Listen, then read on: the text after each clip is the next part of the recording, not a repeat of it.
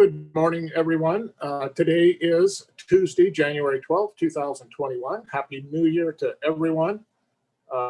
Before we get started, I'd like to welcome Supervisor Valerie Starkey and Supervisor Darren Short to our board. They are newly elected.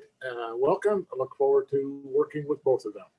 The Board of Supervisors of the County of Del Norte and the governing body of all other special assessment and taxing districts for which said board so acts is now meeting in regular session. Only those items that indicate a specific time will be heard at the assigned time. All other items may be taken out of sequence to accommodate the public and staff availability. We're going to start with a roll call. Kylie, would you please, we're going to call this meeting to order, and Kylie, will you take roll? Supervisor Howard? Here. Supervisor Starkey? Here. Supervisor Short? Here. Supervisor Berkowitz? Here. Chair Hemmingson? I am here. And now at this time, we're going to take a moment of reflection.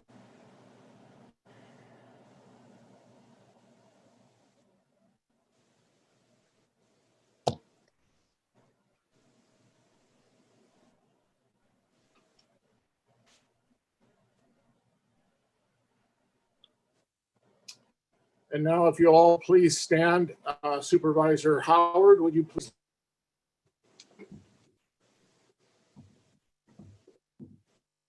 Ready, begin. I pledge allegiance to the flag of the United States of America and to the republic for which it stands, one nation, under God, indivisible, with liberty and justice for all. Thank you. Thank you. Mr. Chairman, Yes, I'd like to make a point of personal privilege, if I may. Many people approached me wanting to comment on the nomination of officers.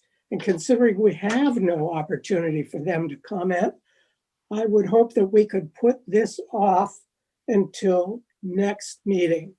Would you agree to that, Mr. Chairman? no, actually, I'm glad you brought that up. I am going to take public comment at this time before we do nominations for the chair. So that's what I'm going to ask for at this time. Thank you. Kylie, is there any public comment on nominations for the election of the chair or vice chair? I'd like to take those both up at the same time. Chair, I have a written and I have people raising their hands. Which one would you like me to take up first? Let's do the written. Go ahead and read the written one. Okay, and this one is from I on Del Norte, is all it says, and it says. Oh, wait a minute. We take comments from the public, not from public organizations. Is that right, Joel? Do we take comment from somebody who doesn't sign something? I don't know that we should deny the opportunity. And that's something we can research in the future, but I think we should allow it. Okay. Okay, Kylie, go ahead. The Board of Supervisors is a governance of 5 representing all districts of the county. Each member of the board should have the opportunity to serve as board chairperson, oversee the agenda, and run the meeting. For the past 8 years, this board has abandoned the previous protocol of board rotation in favoring a power cabal which excluded 2 board colleagues. This malpractice should stop immediately. The present format is unfair, promotes bias and disrespect, and does not represent the diversity of Del Norte County. Appointing either Supervisors Howard or Hemmingson is not the best interest of Del Norte County. Both have demonstrated a closed shop mentality for the healthy exchange and expression of ideas and priorities reflective of the duly elected. Sadly, that objective component has been absent from this Board of Supervisors for all too long.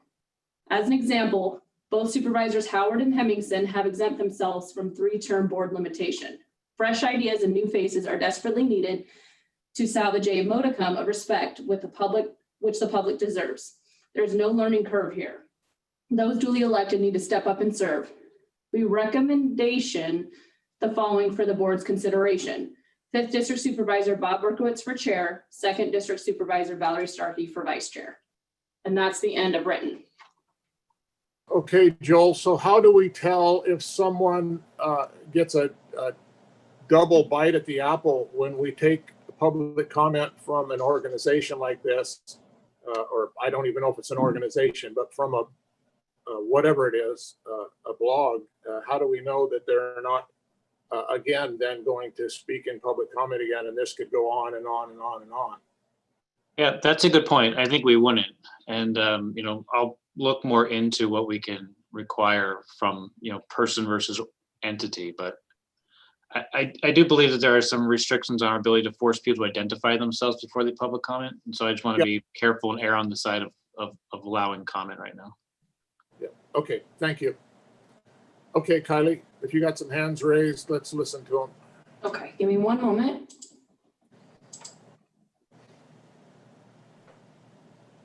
Linda, you are on. You just have to unmute your mic.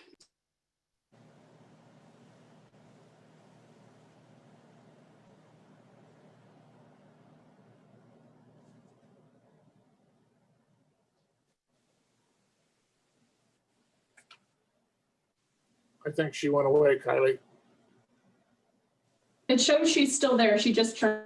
Yeah, I just had a hard time finding the mute button. I'm under the impression, Chair Hibbinkson, that there's been a daisy chain meeting regarding the election of chair. So with that said, I want to state that Chris Howard gives rise to concern for not a very good representation of our Norte County, and this is why. Chair Howard is a potential liability to the county due to his alleged affair with the former city clerk, who is now working under his indirect supervision. This county has enough black eyes. Sexual harassment should not be a concern. We don't need a Me Too story. Secondly, Chris Howard is still under investigation by the FPPC for several conflict of interest charges because he accepted trips to Japan, which is worth thousands of dollars, voted on items that were related to Japan, and continued to vote on agenda items that were Japan related, as well as spent and continues to have a budget to travel to Japan today. With that said, the only person actually qualified to represent the Board of Supervisors is Bob Berkowitz, who has not been allowed to chair since he was voted not once, but twice in a second election. There's been a constant misrepresentation of the districts when 3 people continue to vote each other in. This does raise questions regarding corruptive practices since there have been these daisy chain meetings. That is all I have to say. Thank you. Okay, thank you. Kylie, next. Chair, I do not have any more raised hands. Okay. Okay. Thank you. So we'll go ahead with the nominations then. Do I have a nomination for Chairman of the Board of Supervisors? Chair, I'd like to thank you for your service to the community and your service on this board. And at this time, I'd like to nominate Chris Howard for chair. Okay, thank you. Is there a second to that nomination? I will second that.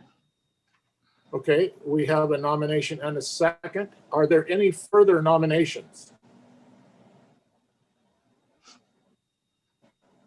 Okay, seeing no further nominations, Supervisor Howard, are you willing and able to take the position of chair? Yes, not only willing and able to, but I do appreciate and respect the decision of our newly elected board members. And I'll strive to meet your ambitions and, more importantly, your constituents' needs as we move forward throughout this year. And I appreciate your respect and support. Okay, since we've had public comment and the nominations are now closed, Kylie, would you please poll the vote? Supervisor Berkowitz, Yes. Supervisor Howard, Yes. Supervisor Short, Yes. Supervisor Starkey, Yes. Supervisor Hemmingson. Absolutely, yes. Okay, Mr. Chairman, new Mr. Chairman, the board is yours. Thank you, Supervisor Hemmingson. At this time, we'd like to take up the nominations for Vice Chair of the Board of Supervisors. Do we Mr. have any Chairman, nominations at this time? Mr. Chairman, I'd Yes, like to nominate Valerie Starkey for vice chair. Okay, thank you, Supervisor Berkowitz. Is there a second to that nomination? Okay, seeing no second at this point in time, do we have any other nominations for Vice Chair?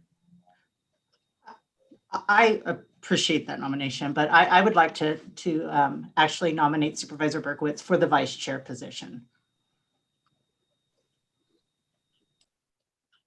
I'll second that. Okay, thank you very much. Any other additional nominations at this time? Okay, seeing none. Kylie, can you please poll the vote? Chair, can we do another public comment? I could have sworn I heard Jerry Hemmingson say we took up both vice chair and chair public comment at that time. Okay. I could have been wrong, but I'm pretty sure I did hear that. Is that correct, Supervisor Hemmingson? That's what I did say. Okay, that's fine. I didn't hear it that way. That's fine. Okay, very good. So Kylie, please poll the vote. Supervisor Short, Yes. Supervisor Hemmingson, Yes. Supervisor Starkey, Yes. Supervisor Berkowitz, Yes. Chair Howard. Yes. Thank you. With that wrapped up, I'd like to move into our section where we actually have an opportunity to introduce new employees. Jay, are you aware of any new employees that would be introduced today? I am not aware of any today. Okay, very good. All right, let's go ahead and report out a closed session, any actions taken by the board. County Council? There's nothing to report. All right. Then at this time, the chair requests any deletions, corrections, additions from board members to the agenda. In order to add an item to the agenda, the matter must have come to the attention of the county subsequent to the posting of the agenda, and the matter requires action before the next Okay. meeting of the Board of Supervisors. Chairman, I have 2 items on consent that I would like to pull and bring back for the next meeting.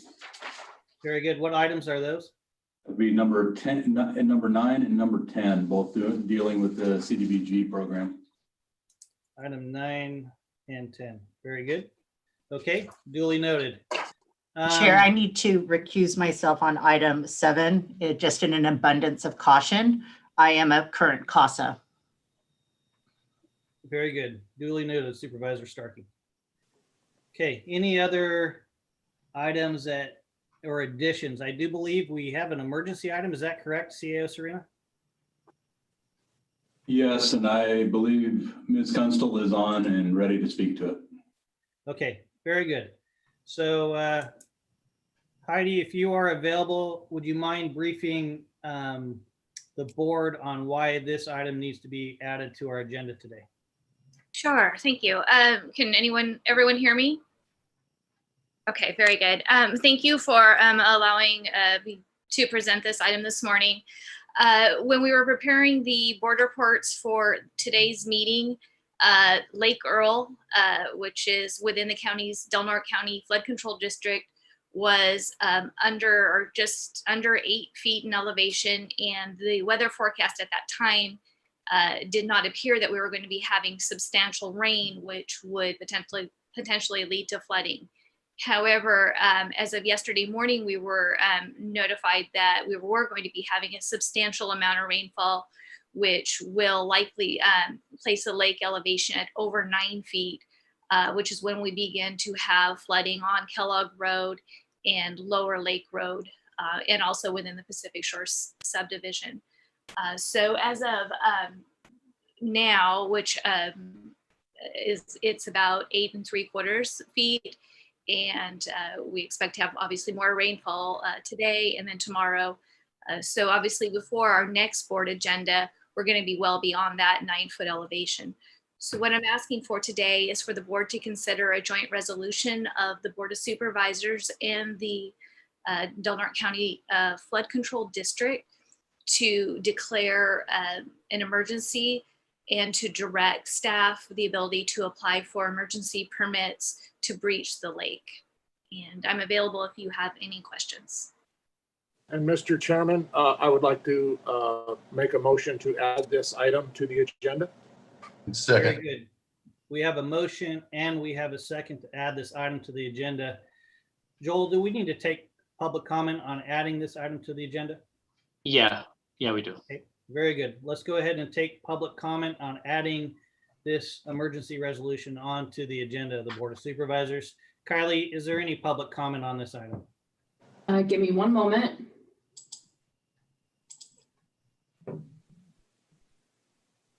Linda, you are on. You just need to unmute your mic. Okay. I just wanted to also let y'all know that on Saturday, the ocean crossed over 101 down by South Beach. That required Caltrans to remove debris as well. So I know it has nothing to do with the Lake Earl, but you guys need to know that and start talking about what we're going to do about the water coming across the highway. Thank you. Thank you very much. Any further public comment, Kylie? Chair, I'm not seeing any at this time. Okay, very good. Let's go ahead and close public comment on the addition of the emergency resolution and bring it back to a vote of the board. Kylie, can you please take that poll? Supervisor Berkowitz, Yes. Supervisor Starkey, Yes. Supervisor Short, Yes. Supervisor Hemmingson, Yes. Chair Howard. Yes. Okay, very good. Then we'll go ahead and return at this time to our regularly scheduled. Let's see, are we there yet? No, we're not. So let's go ahead and take up the consent agenda at this time. Mr. Chairman, I move to approve consent with the aforementioned deletions and also removing number 12 for a minor clerical error. Clarity on item 12, Supervisor Short, removing it from the vote. Removing it from consent just to bring to light the clerical error that needs to be. Okay, very good, very good. So we have a motion on the table to approve the consent agenda with no longer action on items 9 and 10 and to remove for discussion item 12 for brief discussion. Is there a second to that motion? I'll second that, Mr. Chairman. Thank you, Supervisor Berkowitz. We have a motion and a second on the consent agenda. Public comment on the consent agenda. Give me just one moment. Linda, you are on. You just need to unmute your mic. Okay, on item number 15, Brenda Lopez, County Treasurer, wants to disband the Oversight Committee. I really think that's something that Del Norte County should reconsider, disbanding Oversight Committee. You're just opening yourselves up for, there's no transparency and a lack of transparency. Secondly, number 17, Heather Snow received 2 freezers from Pfizer for Pfizer vaccines, and the donor wants to remain anonymous. That's a Brown Act violation in regards to, we don't know if there's going to be conflicts of interest involved. There's no transparency once again.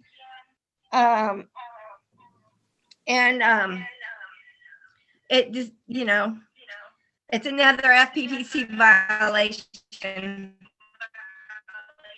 and Brown Act violation.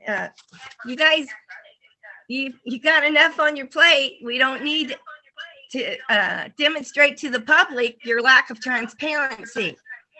So I think you better reconsider the disbanding the treasurer's oversight committee and receiving anonymous donations. And we don't know who the anonymous donation is and what's tied to it. Thank you. Very good. Further public comment, Kylie? Okay. Chair, I'm not seeing any at this time. Appreciate it. Then we have a motion and a second on the table. Is there further comment by the board at this time? Okay, Kylie, please poll the vote. Supervisor Hemmingson, Yes.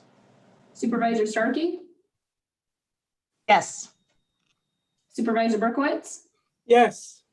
Supervisor Short, Yes. Chair Howard. Yes. Okay, let's go ahead and bring back item number 12. Supervisor Short. In our board packet on page 186, there is a cost,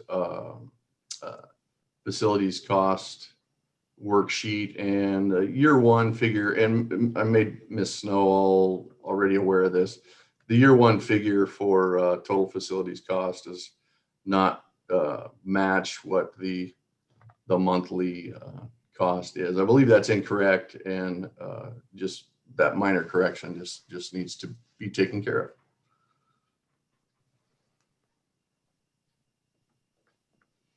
Okay, very good.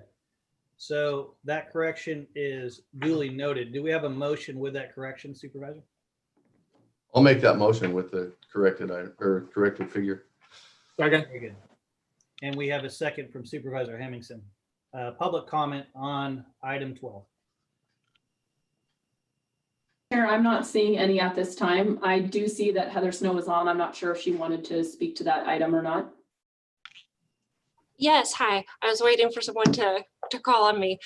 This is Heather. Good morning, board. Thank you, Supervisor Short, for being so thorough in your review of this item. I had emailed you back, but I think maybe the wires got crossed there. The explanation for that, not the monthly charge, not simply multiplying by 12 to equal the total, is that first year is only calculated for 9 months.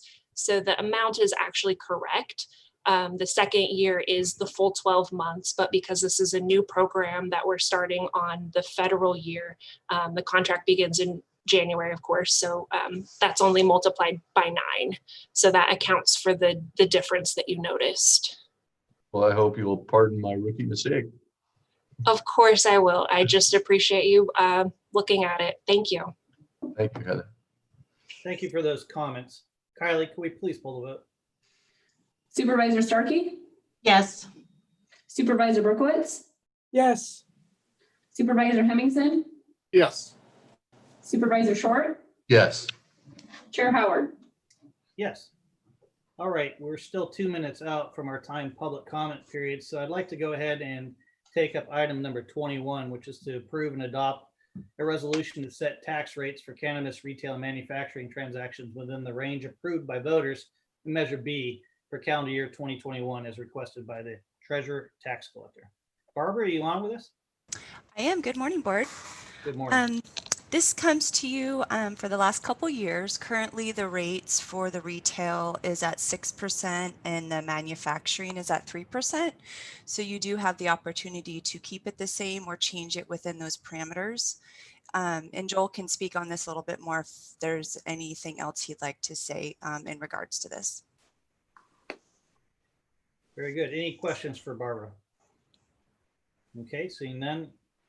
County Council, is there anything you'd like to add? No, not unless there's questions. Very good. Appreciate that. Okay, let's open it up for public comment then on item 21.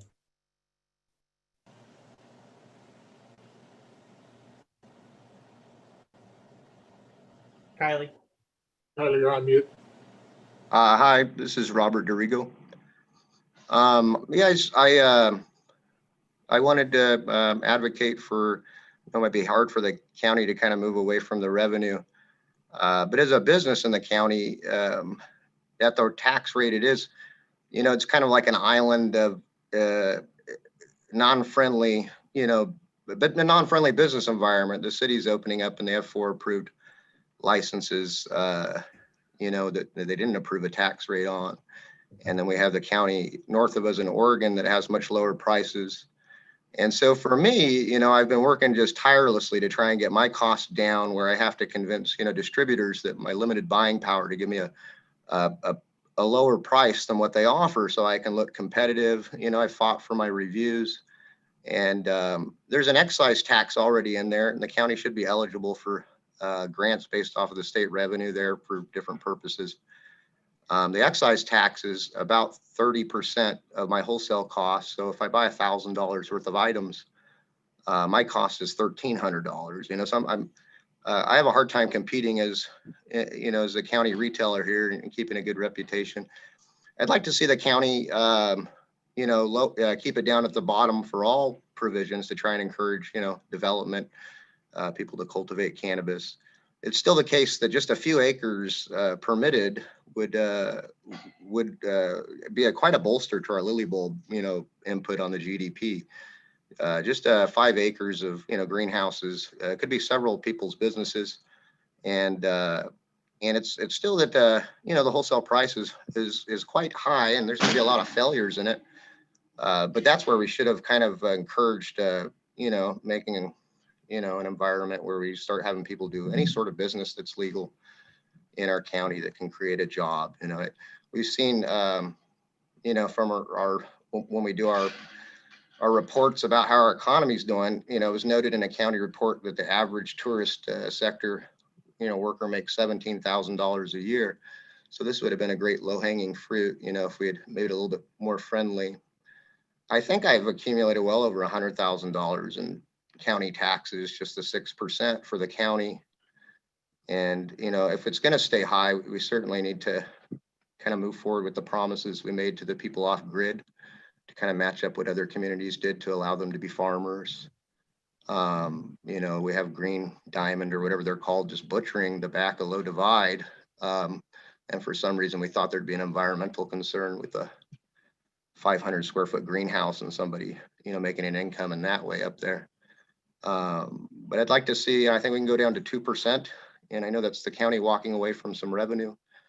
But you know, how much longer you'd have the revenue if I can't compete, I'm not sure. Thank you very much. Thank you, Mr. Druga. Any further public comment on this item? Chair, I'm not seeing any at this time. Okay. Mr. Chairman, I would like to move that we keep the tax rates the same as we have in the past. Okay, we do have a motion on the table. I'll second that. And we do have a second. Very good. Any further discussion from the board? Okay, seeing none. Kylie, could you please pull the vote for item 21? Brooks, Cutting Supervisor Berkowitz, Yes. Supervisor Starkey, Yes. Supervisor Short, Yes. Supervisor Hemmingson, Yes. Chair Howard. Yes. Okay, before we move back to item 18, which is public comment, there was an approved resolution on our agenda. Supervisor Hemmingson, I know I'm putting you on the spot, but if you wouldn't mind taking a stab at item 14 and reading that resolution into the record for our past employee, Cameron Fong Chavez. I think I probably can. This is a resolution of the Board of Supervisors of the County of Del Norte, State of California, honoring Carmen Fong Chavez, retiring program manager for the Department of Health and Human Services. Whereas Carmen Fong Chavez concluded her official services with the Del Norte, with the County of Del Norte as program manager for the Department of Health and Human Services on December 30th, 2020, after service to Del Norte County for over 40 years. And whereas Carmen entered county services on August 11th, and there's some sort of a mistake here, the dates don't exactly match up. So hopefully we'll get the correct dates and put them in there. But I'm going to read this resolution as I have it. I haven't gotten an updated copy. But whereas Carmen entered county services on August 11th, 1981 as clerk typist 1 with the Veterans Administration through a youth program, then entered as an eligibility worker 1 with the Department of Health and Human Services on April 8th, 1981, which is kind of a problem there. August certainly comes after April, and so I don't know what's going on there. Promoted to acting eligible worker supervisor on May 19th, 1992, and to eligibility worker supervisor on October 13th, 1992. Promoted to integrated caseworker supervisor on November 13th, 2003. Promoted to staff services analyst on June 1st, 2005. Promoted to program manager on January 20th, 2006. And ultimately promoted to program manager 2 on January 20th, 2007. And whereas Carmen has been a valued employee during her tenure and is known for her ability to train, mentor, and lead her team who serve on the front lines of health and human services to provide compassionate customer service while encouraging self-sufficiency, to demonstrate empathy and understanding, and for her steadfast dedication to the community of Del Norte. And whereas Carmen served her final years of full-time service with DHHS as a valued member of the management team, while always playing a crucial role in making sure that those who seek services are treated with dignity and respect, no matter what circumstances they may be facing, by herself and many, many staff that she has supervised over the years. And now, therefore, be it resolved that the Del Norte County Board of Supervisors hereby acknowledges the diligence and dedication of Carmen Fong Chavez during her more than 40 years of service to the county. And be it further resolved that the Board of Supervisors expresses its appreciation to Carmen and her wishes and wishes her luck in her retirement and future personal endeavors. Passed and adopted by the Board of Supervisors by unanimous vote this 12th day of January 2021. Congratulations, Carmen. It's always nice to see someone who is continually promoted, as was in the resolution. You could see that there was promotion after promotion after promotion. So that's good to see. Thank you so much. Thank you, Supervisor Hemmingson. I do see that we do have Carmen on the line with us. Kylie, can you make sure she's unmuted if she'd like to say anything to the board? It looks like she's unmuted and she can. Very good. Good morning, Carmen. Good morning. I wanted to thank the county. I hope I don't get too emotional. For the last 40 years. They have been very rewarding, and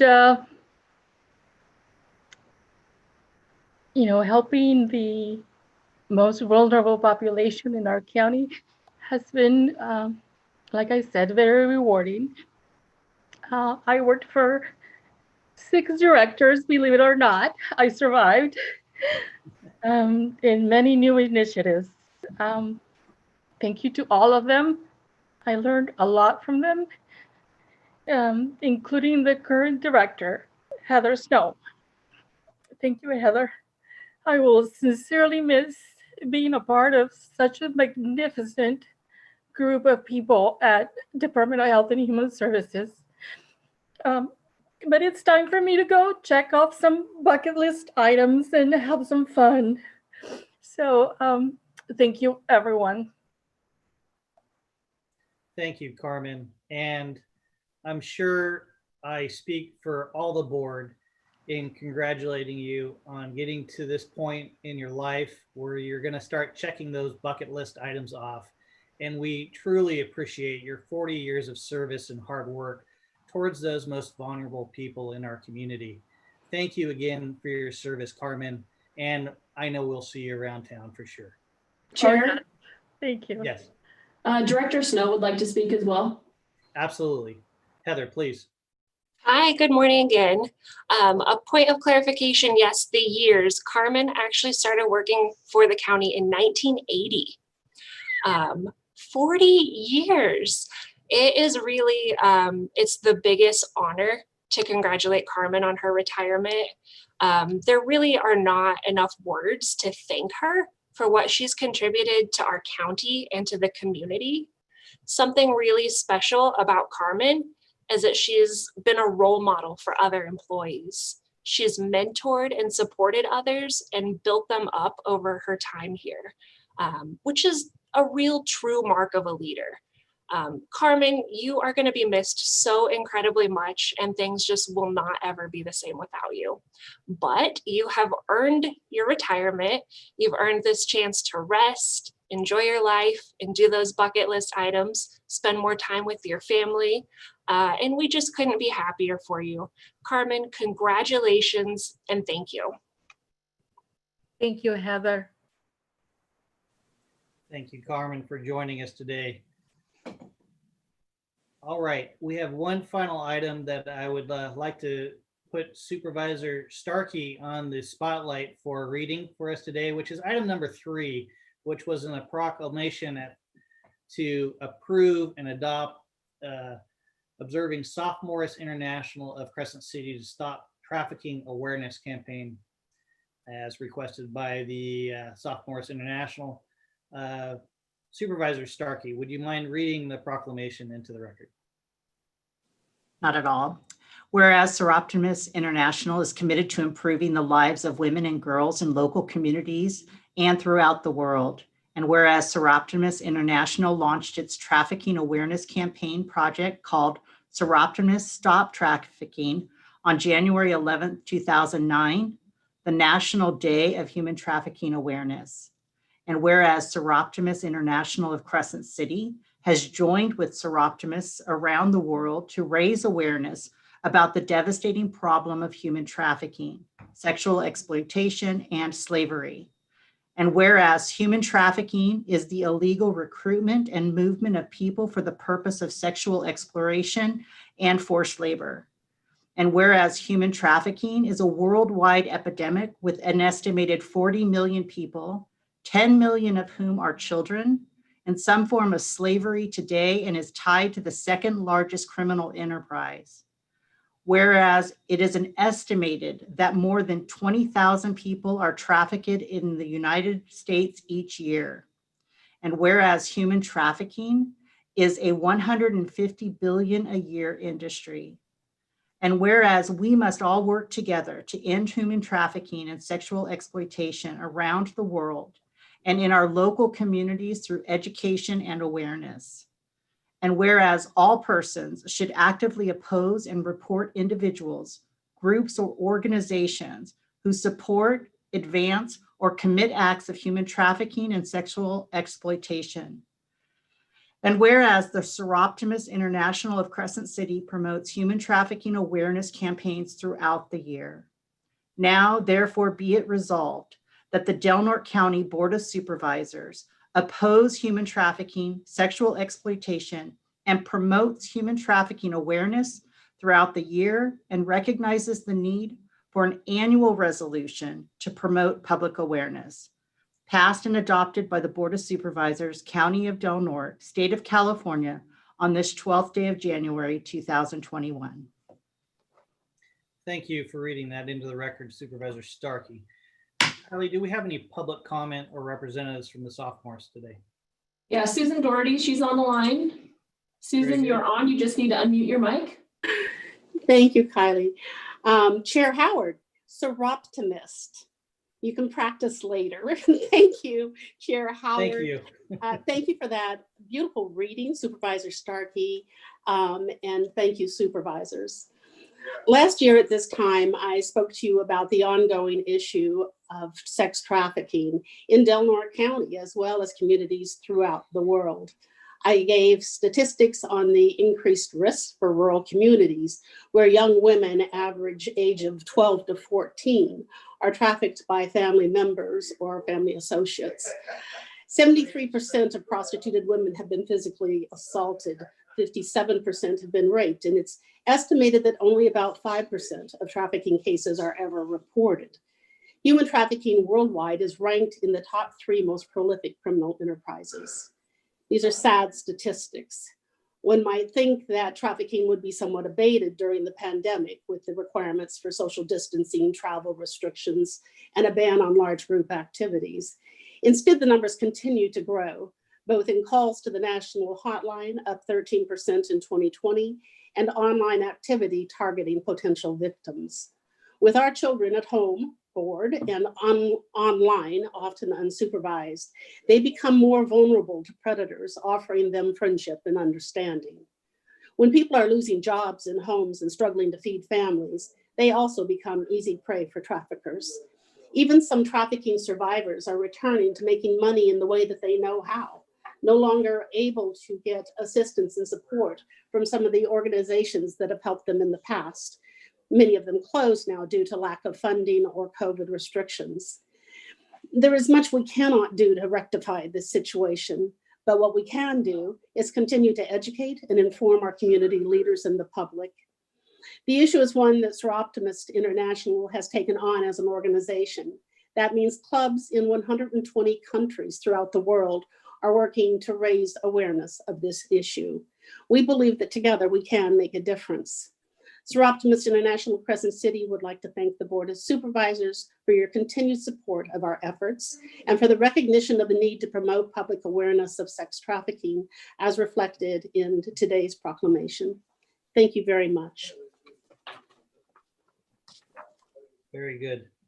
Thank you, Susan. Appreciate that. And I'll definitely work on my pronunciations. Very good. Any further public comment, Kylie? Chair, I'm not seeing any at this time. Okay, very good. Then I'd like to go ahead and move to our timed item at 10:25, which is public comment. Members of the public may address the board on matters which are within the jurisdiction of the board. If you are addressing the board regarding a matter listed on the agenda, you may be asked to hold your comments until the board takes up that matter. Please limit your comments to 3 minutes or less. Kylie, do we have any written or public comment? I do not have any written, but I do have some online. Okay. Just a moment. Linda, you are on. You just need to unmute your mic. Yes, okay. Thank you. Okay, as I was saying, I don't know if I got cut off on my first comment regarding the voting of your chair, but anyway, I have been informed that Chair Howard made phone calls to different individuals asking them to vote for him as chair. This is known as a daisy chain meeting, and it occurs when one member calls another to discuss business and the second member calls a third to discuss the conversation, etc. This is under Government Code 54952.2. And there is a case that describes it further under Stockton Newspapers versus Redevelopment Agency 1985-171, Cal App 3rd edition 95. Just for Ms. Starkey, I would like to say that you might want to get very familiar with the Brown Act. Darren Short's had his time, he knows it, but he chooses to disregard the law, as well as Mr. Howard, which is our fine representation of Del Norte County. So folks, we better get together because there's a whole bunch of people going to be watching you and reporting out. And there will be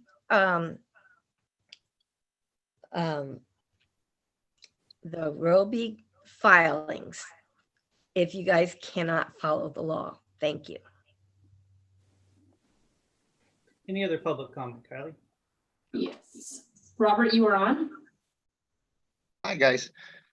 This is a separate issue here, but I had long thought, that in our community that we could use tip cups. A lot of the corporations actually have rules against their franchisees placing tip cups out. And I worked at Starbucks, and over 25% of what I made came in as tips. I was always thinking, I've actually went ahead and for years, I would stick cups on the walls with reverse duct tape, and write something like tip and stick $1 in the bottom. And it's funny, actually, an empty tip cup doesn't do so well, but a tip cup with $1 in it is like a sign that says, that's what you're supposed to do. And people just jam them full. And, these people make so little money in these service jobs, the people that work at the bakery at Safeway, after they pay their union dues, actually make less than minimum wage. And I think it would be appropriate, since we're a service community and we're inviting tourists, and we've acknowledged they only make $17,000 a year, our locals that support this, then maybe we do. I know that mandating tip cups at points of payment would not be politically popular, but maybe strongly encouraging them with like a letter to the people that would be a good place for this. I did the math, and just with 100 employees, which I think would easily be made up, between several of our fast food places and the bakery departments at our grocery stores, that it would end up, at 20% of their salaries, at 17,000 a year, be an extra $1 million a year, which would be 1/3% of the GDP that would go to the very bottom earners, if we had tip cups out there. And so I made stickers out that's like pretty nice little sticker to put on the cups that says, cup, and it stands for critically underpaid. And I thought that's kind of bitter. I thought maybe like Crescent Unified and Prosperity would be a better logo in hindsight after I paid to print them. These it says something like these workers, work in challenging environments with low compensation. Pitch in when in Del Norte, and the little U turns into a cup with little green dollar signs going in. And, I'd like to see something like this because, it's just so easy. It's easy money for the bottom earners. It acknowledges we are a service community. We've very much tout tourism. And so we need to do something that unifies us in prosperity for the people that are working in those positions. Our dollar's declining. It's declined 10% in value in the last 6 months on the dollar index. And it's actually aligned with what's happening in Argentina in the last couple months. And Argentina's lost 80% of their value in the last 2 years with their dollar, which let you happen when you have lots of stimulus programs. Nobody wants to use your dollar anymore. So these low income earners are going to be the most hurt as our dollar declines, if it does continue to keep declining. And something like this would just be easy, low hanging fruit. And I'm going to send a letter, and I'd hope to have it on the agenda for the next meeting to see if there's any will to send out to people with tax accounts in the county that employ people that would prosper from this. And I would be willing to pitch in for the stickers. Thank you very much. Thank you. Any further public comment, Kylie? Chair, I'm not seeing any at this time. Okay, very good then. Let's go ahead and move on with item number 19, which is to hear a report from Dr. Raywald on our COVID-19 update. Dr. Raywald, are you with us today? I am. Can you hear me? Yes, I can. Good morning. Thank you. Good morning. Good morning to all of you. I will try and keep it brief to allow time for questions. I'm sure there's going to be quite a few today. I'm sure you've all been following our case numbers, so I'm not going to try and reproduce all of that. We have over 800 confirmed cases here nationwide, over 22 million, I think. Lots of people dying in different parts of the country, definitely happening in our state as well. Our numbers in the southern part of California are pretty grim. So overall, we're not in a very good space right now. Locally, I think we're doing reasonably well, and about as well as we could hope for. We've had some fluctuation in our case reporting recently. I don't think we've hit the full effect yet of the holidays, but the longer we go without a big jump, the better it is, because that means that people took the message to heart and most of them stayed home. I do know that a lot of our recent cases have been basically family contacts. For some of them are holiday related, some were other things. Pretty much run-of-the-mill case reporting that we've had for the last couple of months. So nothing really unexpected. We still have an ongoing kind of slow outbreak out at Pelican Bay, which seems to be slowing down a bit based on what we've seen, which I think is good news. Relatively low volume of COVID cases in our hospital. I think this morning's report, they had 1 currently, which is also good news. And of course, the best news is we have some vaccine now, along with the rest of the state and the nation. We don't have a lot. We're still working on the phase 1A line list. We're getting pretty far down into the different tiers, and been doing some reaching out to various folks who are going to need some planning for getting their staff vaccinated, talking to pharmacies and dental offices this week, and we're going to work through our signed up volunteer list. We've had some interest since we put out a bulletin this last week about volunteers. Quite a few people have used the website to put their name into the hat, and we really appreciate that. This vaccination project, I just kind of want to frame the perspective that everybody needs to have. This has never been attempted, something like this. The country it's the first time for the entire nation. This is a complicated vaccine set that we're asked to use. They are finicky. They have short time windows when you can use them. They have a very short time window that they can be refrigerated. They have to be kept at ultra cold freezing temperatures. At least the Pfizer does. It makes it very complicated. Plus, it's a mass vaccination of a majority of the entire population of the country is the ultimate goal. And not only do you have to do it once, you have to do it twice with these vaccines. We've never done anything like that anywhere. I don't think anyone can point to any vaccination event in the last 100 years that would really equal this. So it's a big, big, big project. And locally, we absolutely are envisioning that we're going to need some support from volunteers as well as much vaccination efforts as we can see take place in our pharmacies and our local offices. So we're laying the groundwork for all of that as we speak. It's been a busy couple of weeks. It's going to be really busy for the next few months. And people have to bear in mind, we have a really small but very dedicated public health staff, and they're working really hard to make this happen. And that's about all I had to say. I do want to, we've had some questions from the public about, when can I sign up? And I think, you just got to follow the leading news articles about this, because we're kind of mandated by agreement to use this vaccine to follow the ACIP guidelines in a general sense. ACIP stands for American Council of Immunization Practice, and that's the advisory council that really set up these tiers, these phases and tiers, and how this is going to go.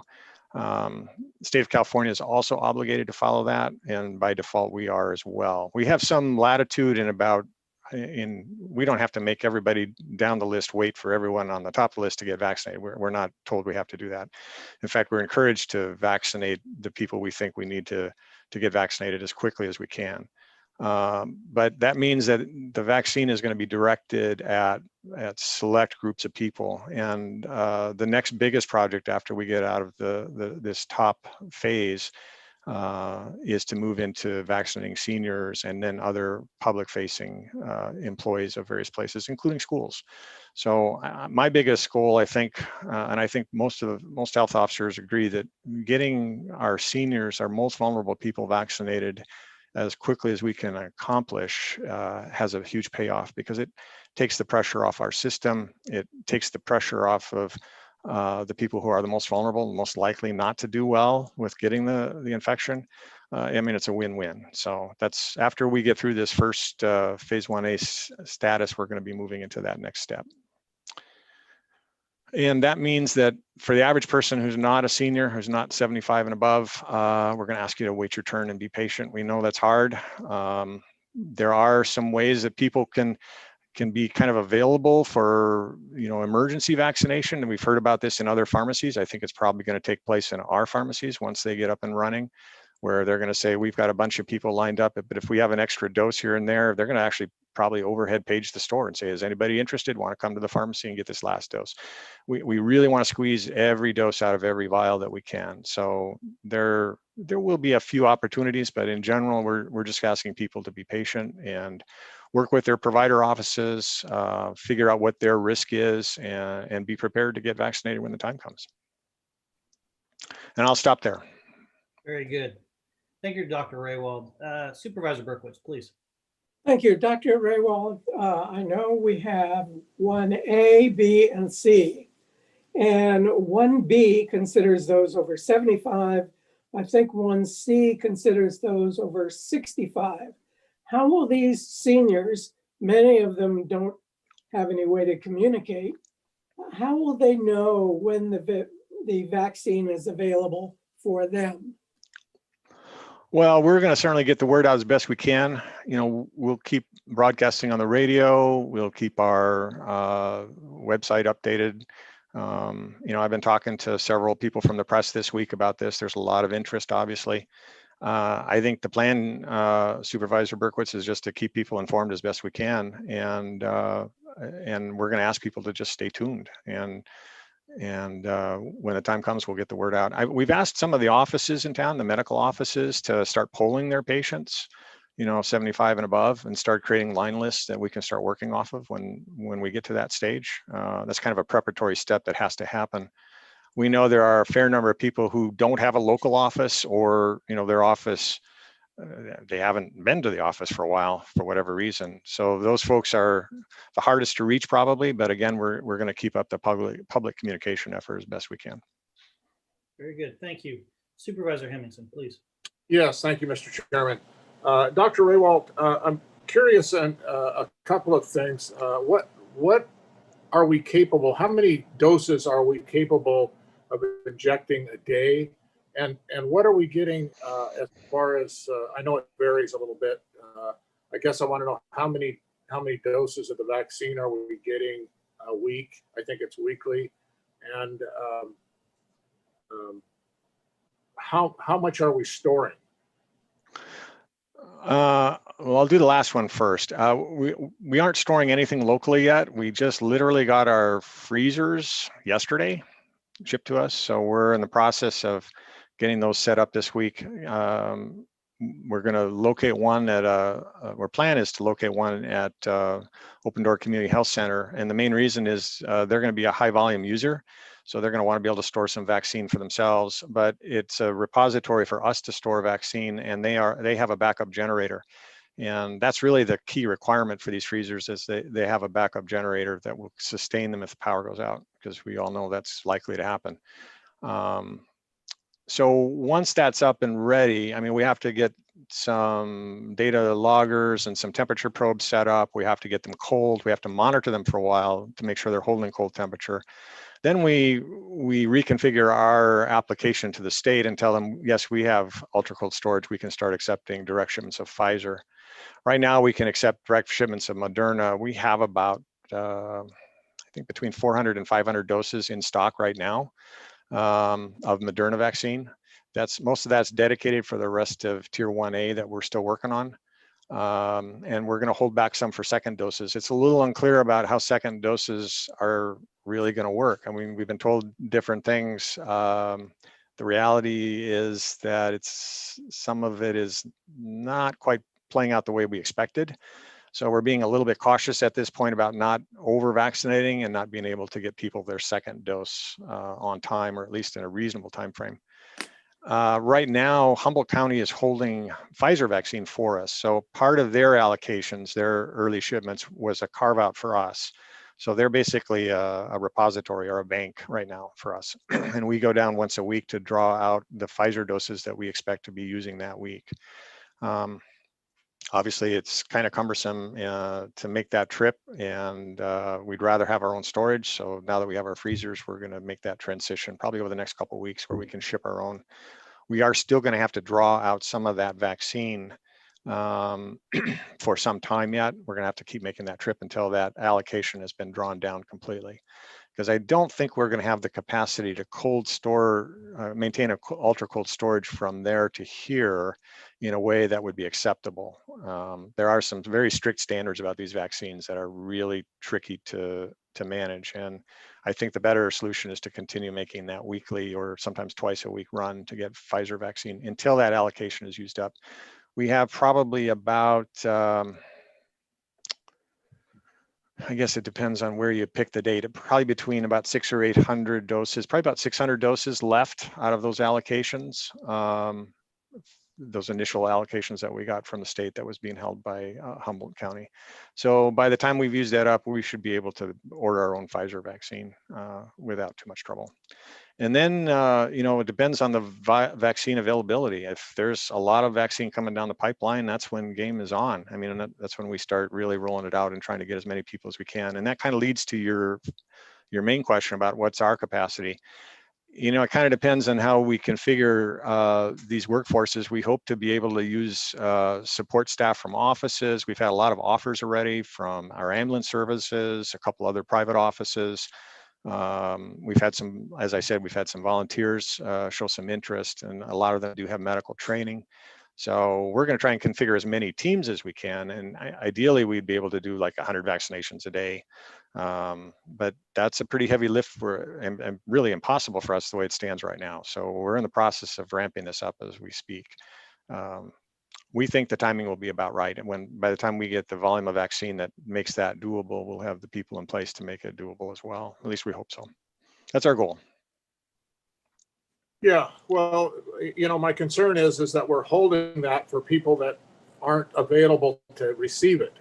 And there are people that want it, as Supervisor Berkowitz indicated, and I'd like to put myself in that category also. I would volunteer to go down to Eureka to get more. I would also volunteer to take the vaccine at any time. I'm not going to volunteer to give the vaccine because I don't think that would work out well for either one of us. But I am concerned that we're holding and not injecting.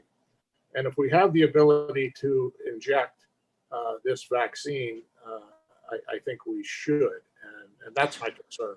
Is I don't want to be a repository. I don't want to be a storage facility. I would like to see us get it out to the public regardless. I mean, you talk about the most vulnerable, but there's also, and of course, I know you have to follow the rules, but look at the age groups that are spreading it. I mean, those age groups should be put into the equation also because they're the ones that are out there spreading it around.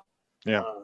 And I know I'm preaching to the choir. I'm not, downing you. The only thing I would like to see is that we don't store this, that we actually get it out to the public. That's my only.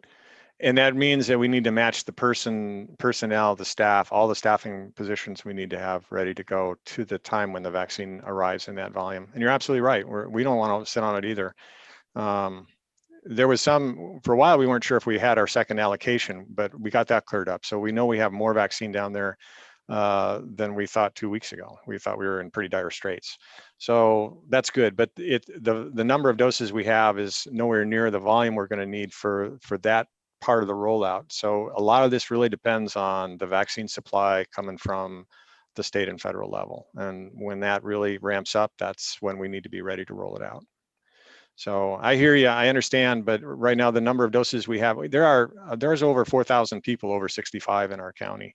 That's a big group of people to vaccinate. That's 8,000 doses of one or the other. And we literally only have a few hundred doses on hand right now, probably less than 1,000. Thank you. Other questions from the board for Dr. Raywald? Okay. Kylie, is there any public comment at this time or questions? Yes, give me one moment. Thank you. Linda. Thank you. My question is how do you keep this vaccine cold while driving it to Crescent City? My understanding, it has to be kept at temperature 70 to 90 below zero. So how do you keep it cold before it gets here? That's an excellent question, Linda. So what we've done is we've set up a program where we draw out the vaccines that we're going to use for the next 5 days. And we're not trying to maintain the ultra cold temperature it is shipped to, because we don't have to. What we do is we put it on blocks of dry ice to keep it cold enough so it doesn't melt on the way, because we want it frozen solid so it doesn't get rattled around on the trip, because we all know how bad the road is between here and Eureka. Because these vaccines the molecules that make up the active ingredients are a little bit sensitive to shock. And we've been told, at least for the Moderna vaccine, that's an important factor. And we're making the presumption it's probably also true for the Pfizer vaccine. So we keep it frozen. And then when we get here, we put it in the refrigerator and it thaws to refrigeration temperature. We can use the Pfizer vaccine for 5 days refrigerated. So we make our run early Monday morning typically, and we draw out everything we anticipate using for that week, which means we have to have really detailed plans for everybody that's going to get vaccinated that week. We have to know who's going to be there. We have to know times and days, and we have to have a weekly plan, a weekly schedule that we set up. And we kind of had to do this all on the fly because it happened so quickly, but it's working really well so far. It just means we take the vaccine out, we can't store it frozen anymore, and we have to use it up that week. And once we take it out of refrigeration on top of it, you have 6 hours to use it, because once it's at room temperature, that's its shelf life. You can't vaccinate beyond 6 hours because it's not considered safe. So it's a very finicky, difficult vaccine. It's probably the hardest vaccine any of us have ever seen in terms of using it. But it is what it is. It's the hand we've been dealt, so we're playing it.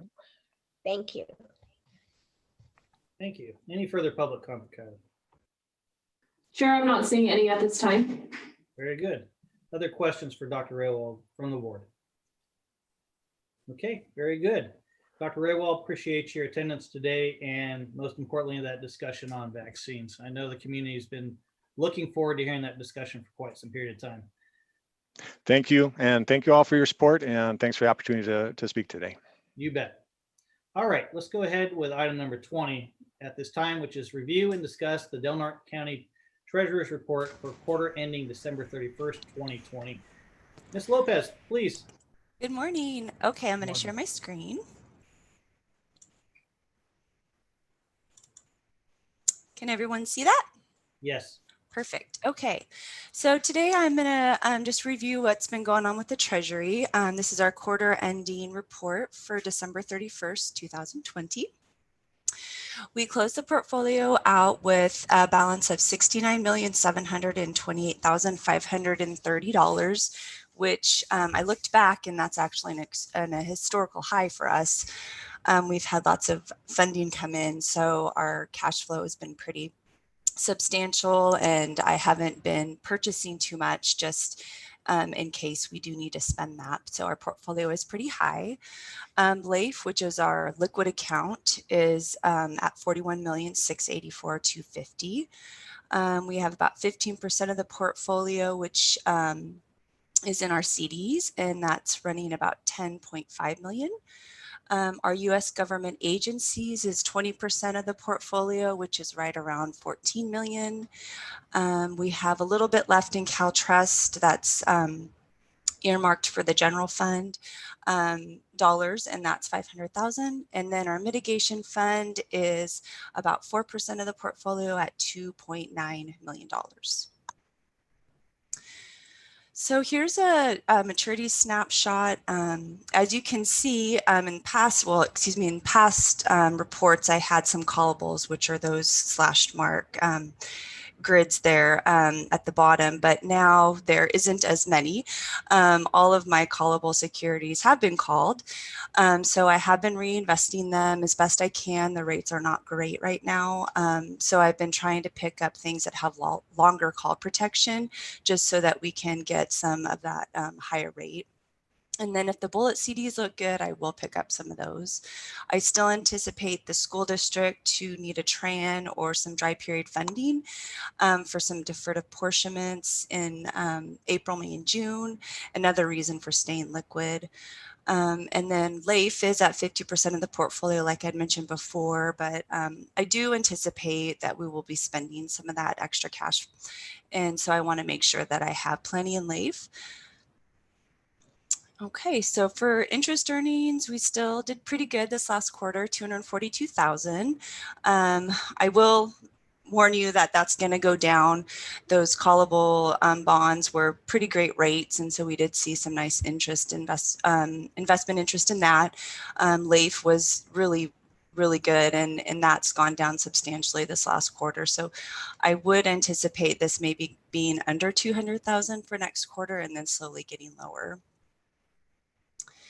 Okay, so this is where we're at for interest rates right now. It's actually a little bit better today, actually bumped up, but overall LAIF is about 52 basis points. CDs, I usually buy 5-year CDs, and those are pretty low, running at a max about 40 basis points. Agency bullets and callables do fluctuate a little bit, but you can see the 3 and 4 year are super low. I would like to get some 4 years just to fill up some holes that I have in the portfolio, but I just don't really like those rates. So I'll just kind of just keep watching it. The 5-year callables bumped up today a little bit. I picked up something that was about an 80 basis point with a longer call protection. So I was happy to get that. Supervisor Berkowitz asked me about corporates a couple months ago. So I thought I'd throw this in here. With the investment policy, corporates are super tight. I cannot purchase anything that's over 9 months, and they have to be AAA rated. I can only have about 15% of the portfolio in corporates. They have to be a US retailer.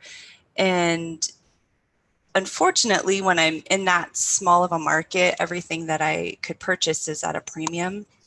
And the premiums are pretty substantial. So I just don't think it's worth investing in corporates at this time. And the same goes for the munis. The 5-year muni, yeah, is a little bit higher, but they're only offered at a premium. And if I pick up something, $1 million muni at a premium, it's going to wipe out my investment earnings for that quarter because of the amount of the premium. So I think I just want to keep with our normal status quo, LAIF, CalTrust, and agencies and CDs. Those are the safest. And I think for the rate that I would get with muni or corporate, I just don't see that it being that beneficial. Overall, though, the portfolio is looking pretty good compared to the rate. CDs are at 2.25%, agencies are 1.83% with that. And I only have 2.75 years on my agencies, and CDs are at a little over 2 years. So it looks pretty good, and I'm happy with where we're at with that. So like I said, I didn't pick up too many things over the last few months. Rates were pretty low, but I did pick up, let's see, I had a 5-year, 1-year call at 50 basis points, a CD at 0.45, and then a couple other bonds with some 2-year call protection. Those are kind of what I'm looking for right now. And then as you could see, the called securities, super bummed, 2% bond was called, and then 1.84% bond was called. Completely expected, but at the same time, it was nice to get that interest while we could. And then for our cash flow, we are looking very good right now. I thought I'd throw in what our whole year-to-date cash flow total was. We're at 20 million, which is enormous. I really expect that to go back to normal in the next probably year, 2 years as we spend CARES funding and the economy levels out, state levels out. I just want to be very safe and liquid and make sure that that cash flow, yeah, it looks great, but that I don't invest at all, and be cautious with what the schools are going to need and then what the economy is going to look like moving forward. So, and I also wanted to touch on, there was a public comment about the Treasury Oversight Committee. This report that I just prepared is exactly what I prepared for the Treasury Oversight Committee. So there's super transparency. The public gets to see everything that the Treasury Oversight Committee gets to see. So I feel confident that not having that Oversight Committee is not going to be an issue for the public. Did you have any questions? Very good. Any questions for Barbara from board members? Barbara, I do have a question for you, and it has to do probably with this cash flow piece, more specifically December. Property tax. Year over year, how does this compare to 2019 as far as collections for 2020? Are we up, down, pretty much the same? We're pretty much the same. I'm pleasantly surprised. Most people know that I do have a penalty waiver option that the state's allowed me to have. I think I received 2, which is great. A lot of the businesses, the higher or bigger businesses in the community paid their taxes timely. I looked at our tax stats and everything looked status quo. So I was really happy about that. And we did have, an overall jump in our tax base this year with the supplementals coming out and the values increasing, the probates decreasing. So I kind of anticipated we might have a little bit of an issue with people being able to pay some of those higher bills, but no, overall, everybody paid their taxes as normal. So that's a nice thing to report.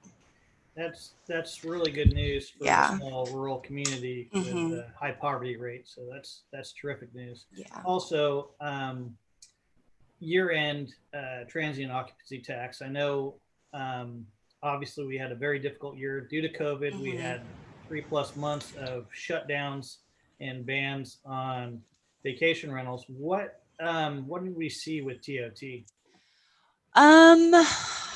Oh, I think we're gonna definitely see a decrease. My budget for this year was 400. It was bumped up to 500,000, assuming that we would open up again. Um, I would anticipate more closer to 400, so we probably will see a little bit of a decline in that revenue. A lot of my tax returns that I'm getting for this quarter and last quarter were zero, basically. They just didn't open. I had quite a few people close, just in general. So I can report maybe in the summer and sort of see how we closed out, if you'd like, and kind of give you an update on what's happening. Yeah, or during your next report. I'm Okay. more trying to reflect on the 2020 year versus our fiscal year, Okay. which starts July 1. So if I'd like to see that year over year and really what the as a community that's really turning towards tourism and how that reflects in our public general fund, which this TOT dollar goes toward their general fund. Yeah, Really trying to see absolutely. what the overall impact was. But Okay. I do appreciate that. Thank you. Yeah, absolutely. I will do. All All right. right. Thank you. Okay. Before you go, I just open it up to public comment. Oh, absolutely. Yep. Kylie? Give me one moment. I gotta find that. Chair, I'm not seeing any public comment at this time. Okay. Thank you very much. Thank you. Appreciate your time, Barbara. It's always good to Absolutely. hear from you and appreciate your comments. Absolutely. Concerning transparency. All right, then we're going to go back to our regularly scheduled agenda items, and we're going to move on with item number 22, which is approve and adopt a Healthy Communities resolution related to COVID-19 as requested by Supervisor Howard. As some of you are probably aware, and maybe some of you that aren't as newly electeds, Del Norte County participates in two very strong lobbies at the state level, both RCRC and CSAC. Many of our rural counties in particular have expressed strong interest, as well as larger suburban and urban counties, that they know what to do best for their communities as it relates to building a safer, healthy community around COVID. And this county in particular talks very highly of getting away from a one size fits all approach that generally we have the short end of the stick when it comes to the state of California.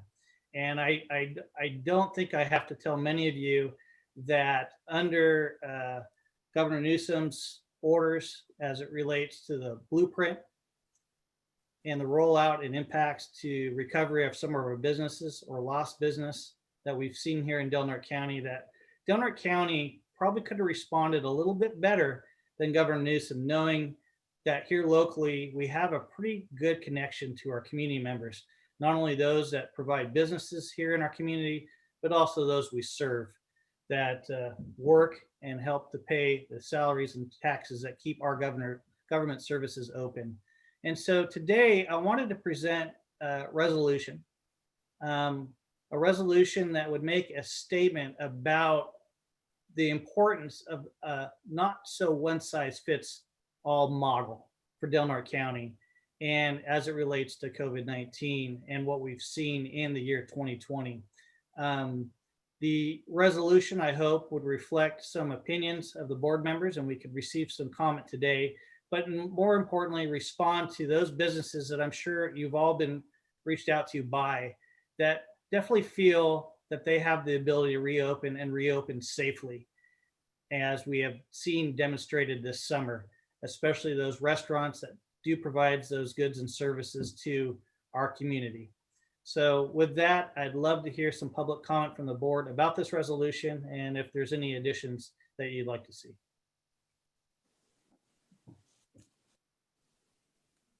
Thank you, Chair Howard, for bringing this forward. I think it's a long overdue resolution to come to.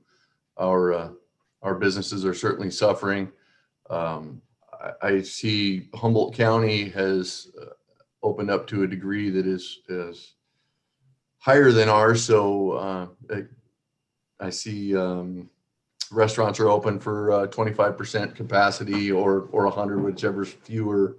I think the only really hard no for Humboldt County is bars, and every other mom and pop or every other business is able to open up at either 25 or 50% capacity for indoor services. So that, just as your resolution says, the one size fits all, it does hurt our county, and we do need to send that message. Thank you, Supervisor. Other public comments from the supervisors? So Mr. Chair, I would make the motion to approve. Go ahead, Valerie. Okay, I just wanted to say that I really went back and forth on this resolution in reading it, the strong language. What I really hope that what we relay here is that we are not signaling the lack of importance for us to continue to wear our masks, to continue to social distance, to continue to listen to the scientists and the medical professionals. After really sitting with this, what I concluded here is that what this resolution says is that we want a seat at the table. We want to be there when the decisions are made with regard to how we're going to handle certain situations in our community, because we have an innate understanding of what our community needs. So with that said, I really want to just remind the public that we as a board will always put the health and safety of our community members first. But this is a tool for us in which to voice that we want to lobby for what's best for Del Norte County. Thank you, Supervisor. Supervisor Hemmingson, sorry you were cut off. Yeah. Here. That's all right. No, I appreciate the comments. And I will again make the motion to approve the resolution. Thank I you. will second that. And we have a motion and a second from Supervisor Short. Very public well comment. said, Supervisor Starkey. Also, that's my sentiments as well. Very good. Kylie, is there public comment at this time? Chair, I am not seeing any public comment at this time. Very good. Okay, then we'll bring it back to the Chair? board. Yes, Kylie. I had a hand go up. Sorry about that. Okay. Linda, you are on.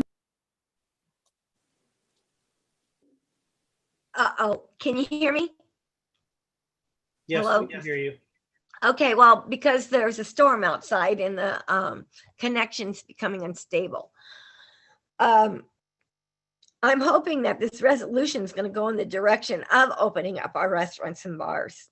They've suffered the worst throughout this whole thing.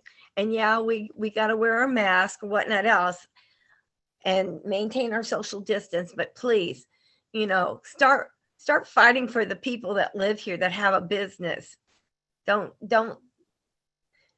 Mr. Newsom has already been sued by Kevin Kiley, assembly person. I think he's won most of the suits that of these executive orders that Newsom has laid forth on the whole damn state. So please fight for our county and get our money up. Thank you. Revenues. Kylie, any further public comment? Chair, I'm not seeing any at this time. Great. We do have a motion and a second on the table. I'd just add that the comments that have all been expressed of our board members over the last year, we hear you loud and clear, and that resolution is an expression of this, and more importantly, a message that we can take to the state. And as Supervisor Starkey did state, it doesn't mean we relax our precautions. More importantly, it means that we emphasize those to respect those around you. And that's so important these days to keep our spread rate low. We want to continue to hear great reports from Dr. Raywald as we move forward in 2021. And more importantly, we want to keep a track record of very low loss of life, which is so extremely important. So with that said, Kylie, can you please pull the vote? Supervisor Starkey, Yes. Supervisor Berkowitz, Yes. Supervisor Short, Yes. Supervisor Hemmingson, Yes. Chair Howard. Yes. All right, let's go ahead and move on with item number 23, which is adjourn as the Board of Supervisors, reconvene as the Board of Equalization, and approve the assessment appeal withdrawal application for the supplemental and regular appeal filed for APN number 116-252-018, Andrew Hooper, as requested by the assessor's office. Do we have the assessor's office with us today, Kylie? Move for Yes. approval? Okay, we I'll do have a second motion that. on the table. Do we have a second at this time? I'll second. Supervisor Starkey, seconded. Very good. We have a motion and a second. I don't think we need to hear from the assessor's office as this is a motion to withdraw. Let's go ahead and take public comment. Chair, I'm not seeing any public comment at this time. Okay, let's bring it back to the Board of Equalization. And we do have a motion and a second on the table. Kylie, please pull the vote. Supervisor Short, Yes. Supervisor Berkowitz, Yes. Supervisor Starkey, Yes. Supervisor Hemmingson, Yes. Chair Howard. Yes, very good. Okay, item number 24, which is approve and adopt the assessor's proposed findings of fact after assessment appeal hearing for APN number 110-020-021 Hanson/South, case number AAA 2018-006. Mr. Chairman, I would move that we approve and adopt the assessor's proposed findings of fact after the assessment appeal for hearing APN 110-020-021. Thank I'll you for that second that. motion, Supervisor Hemmingson. And we have a second motion by Supervisor Short. Public comment. Chair, I'm not seeing any public comment at this time. Thank you, Kylie. We'll go ahead and bring it back to the board for a motion. Supervisor Berkowitz, Yes. Supervisor Starkey, I only had a question. I'm sorry. I didn't No jump worries. fast We enough. could have discussion, please. Okay, Supervisor Starkey. the question is for county council, since I was not on this, is this something that I should be voting on? I think if you don't feel comfortable, the 3 votes to pass exist. Generally, I would say that, the board is voting, and so it's okay for you to vote, but that's not something that I've researched or thought that much about, but Okay. if you want to abstain, I think, it won't be detrimental to the vote. Okay, but there's nothing legally that says I cannot vote, is all? No. Okay. No, there's not. Thank you, Supervisor Starkey. Kylie, go ahead and reconvene. Supervisor Starkey, Yes. Supervisor Short, Yes. Supervisor Hemmingson, Yes. Chair Howard. Yes, very good. Thank you, council. All right, let's go ahead and move on with item number 25, which is adjourn as the Board of Equalization, reconvene as the Board of Supervisors, and approve and authorize the newly appointed Assistant Director to start at a Step C, retroactive to the start date of December 25th, 2020, as requested by the Director of Health and Human Services. Heather, do we have you on today? Yes, I'm still here. Very good. I'm not sure if you want to highlight anything here or if you would like us to move towards some form of motion or approval. I think all the information is there. I'm here if you've got any questions. Very good. We have many hard to fill positions, and I'm very excited to have an excellent candidate for this position that started. Thank you for your consideration. You bet. Any questions? Mr. for- Chairman, I would move for approval. Hey, thank you, Supervisor Hemmingson. We have a motion. I'll second that as well. Okay, thank you, Supervisor Short. We have a motion, a second. Let's take public comment at this time. Chair, I'm not seeing any public comment at this time. Thank you, Kylie. We'll bring it back to the board then. We have a motion and a second on the table. Please pull the vote. Supervisor Starkey, Yes. Supervisor Berkowitz, Yes. Supervisor Short, Yes. Supervisor Hemmingson, Yes. and Chair Howard. Yes. All right. We did have an emergency item added to our agenda today, and I want to go ahead and make sure we get that taken up here before the 12 o'clock noon hour hits. I'm not sure if we do have anybody with us from community development, if Taylor Carsley or Heidi Kunstler are with us at this time. If they are not, we could postpone it temporarily. Heidi, do you know if they're here? Chair, it looks like Heidi and Taylor are both on. Okay, very good. We'll go ahead and let Ms. Kunstler address us. Which item am I addressing? I'm sorry. The emergency resolution, please. Oh, okay, for the lake? Yes. Okay. I for some reason I thought we already did that, but I guess I wasn't paying close attention. Okay, so thank you. So good morning. I'm requesting that the board consider adoption of a resolution that would declare an emergency regarding the level of Lake Earl and Tolowa. And we would direct the Board of Supervisors to direct staff to prepare emergency permit applications for the emergency permitting of Lake Earl. We're at over 8 3/4 feet right now. And with the expected rain, we will likely get over 9 feet prior to our next board meeting.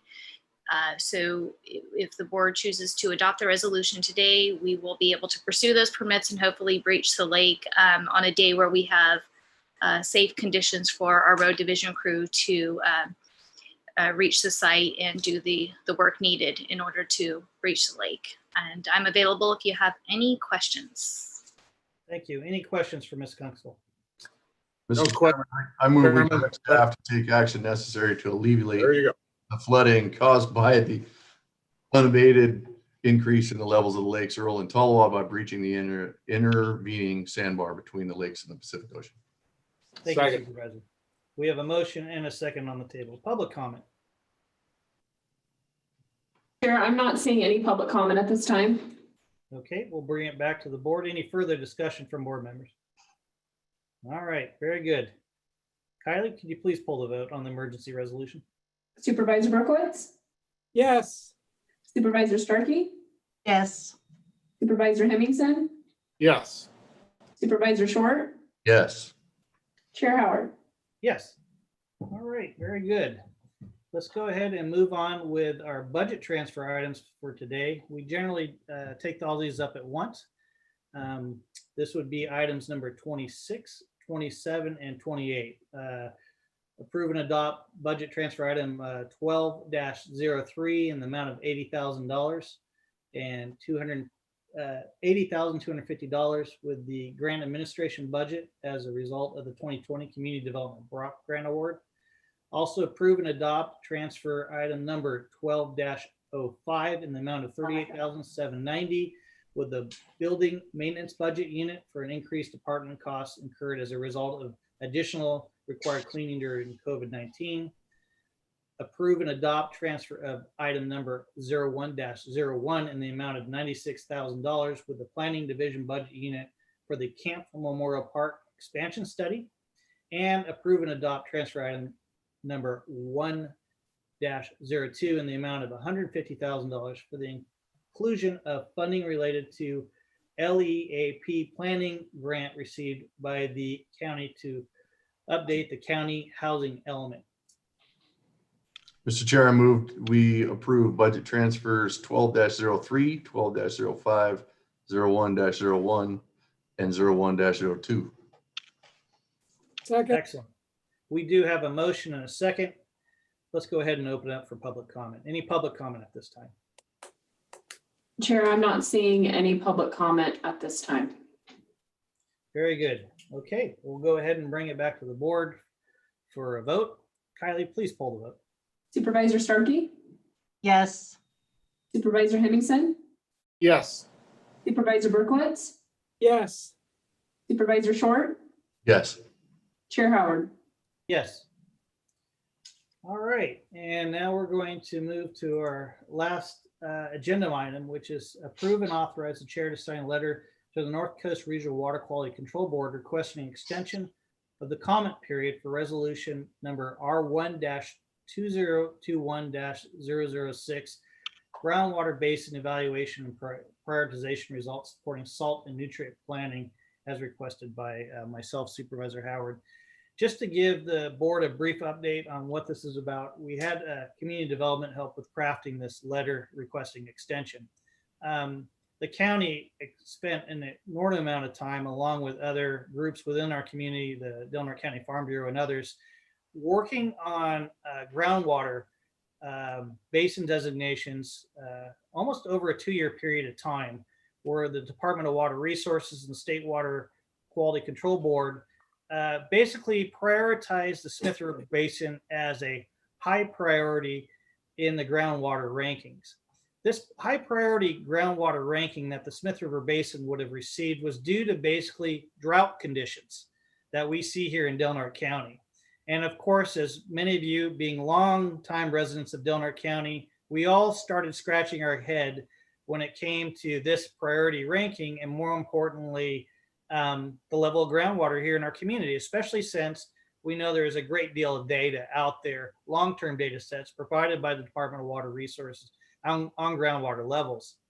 So we spent a considerable amount of time, especially Heidi Kunkstel and her staff, in formulating a response to the state plan, which was under SGMA, which was actually authorized legislation, and the CASGEM model that fed that legislation that ranked Del Norte County high priority. With all that work and effort, we were able to get Del Norte County re-ranked, and more importantly, the Smith River Basin as a low priority, or a very low priority for groundwater monitoring, which didn't add, more importantly, an increased workload to our staff in helping to monitor these groundwater levels.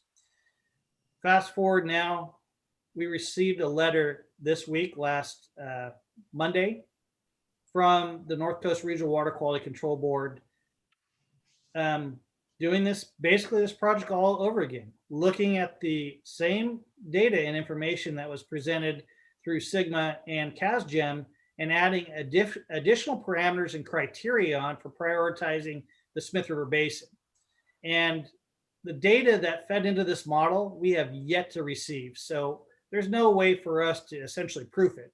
But this data in this model that fed into it ranked the Smith River Basin, more importantly, the Smith River Plain, as a high priority for salt and nutrient loading. And so it caused a lot of us that had gone through this process 2 years ago to begin to scratch our head. And what this letter does today is essentially ask the North Coast Regional Water Quality Control Board to extend the period of time to allow our staff and other community members that are impacted by this planning process to have input into the process before the public hearing takes place. So we have the same information as State Water Resources staff did in formulating, in this case, this basin prioritization for the Smith River. And that's what's on the table in front of you today. Be more than happy to answer some questions. And I know Ms. Kunkstel and Mr. Carsley are also here to answer questions from the board.